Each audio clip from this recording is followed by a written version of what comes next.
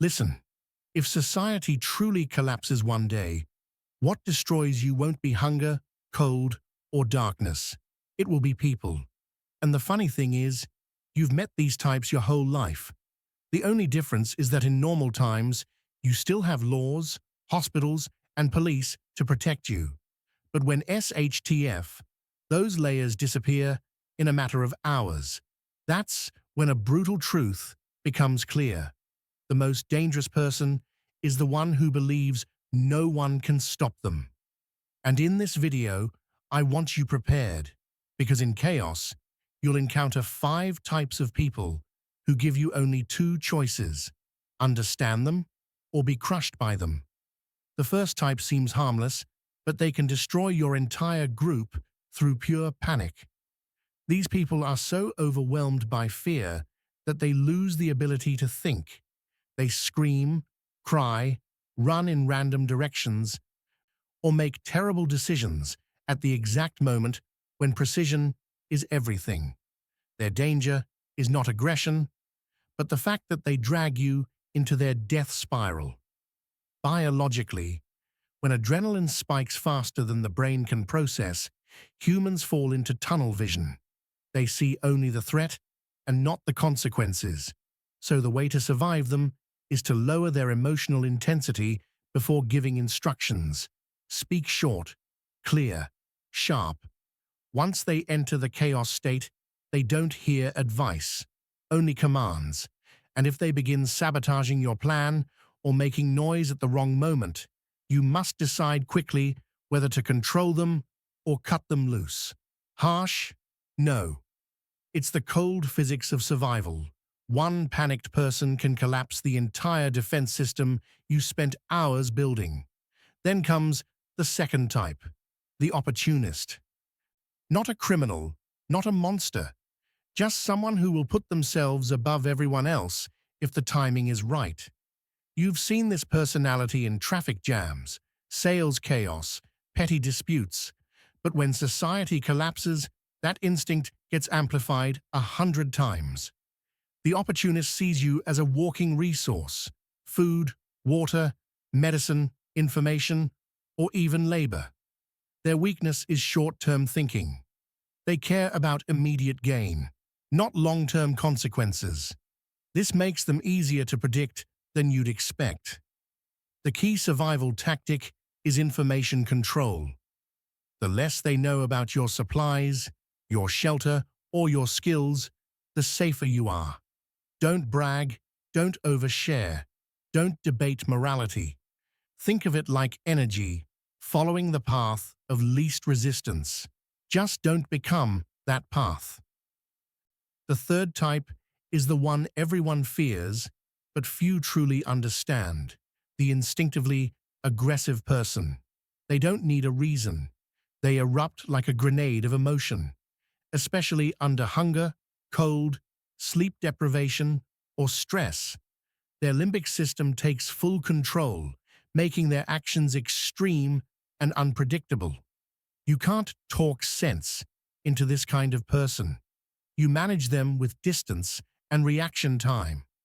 Distance is basic physics. The farther you are, the more cues you can read before they strike. Reaction time is biology. Adrenaline takes a few seconds to peak. Those seconds are your window to dodge or escape. One simple but highly effective technique: angle your body sideways to reduce your target area and increase your ability to disengage. If you must incapacitate them, aim for their mobility, ankles, knees, not the torso. It doesn't need to be cinematic. It just needs to stop them from continuing the threat. The fourth type is the one that truly keeps survival experts awake at night: the amoral strategist. If the aggressive type is fire, this person is cold metal. They don't lash out because they're emotional. They do it because they calculated the benefits. They watch you, test you with harmless questions, analyze what you know and what you have. They appear later in the collapse timeline, once the majority is exhausted and supplies start drying up. Their danger comes from subtlety, They seem harmless. This is where psychology becomes a survival tool. Everyone has a behavioral baseline. Observe long enough, and you'll notice when their tone or expressions deviate from that baseline. The moment you see a deviation, stop sharing information and plan your exit. Arguing doesn't work. They are experts at masking motives. The real tactic is refusing to let them define the narrative. Set boundaries early, show you are not easily manipulated, and maintain psychological initiative. In military terms, whoever controls the tempo survives. And then comes the final type. The one no one believes they'll face, yet everyone is vulnerable to. The desperate familiar. A neighbor, an old acquaintance, maybe even a friend. When they run out of resources, they no longer evaluate you as a person. They evaluate you as an opportunity. They will lean on nostalgia, shared history, and your kindness to get what they want. Evolution gives us the explanation.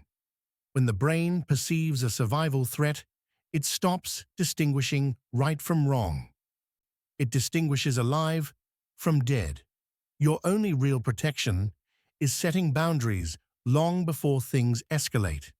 If they corner you into choosing between their survival and your group's safety, the answer is already determined. You cannot save everyone, and trying to do so only turns you into the next victim. This isn't cruelty, it's the mathematics of survival. But above all these dangerous types, there's one thing nearly everyone overlooks: yourself. In chaos, you must constantly evaluate who you are becoming.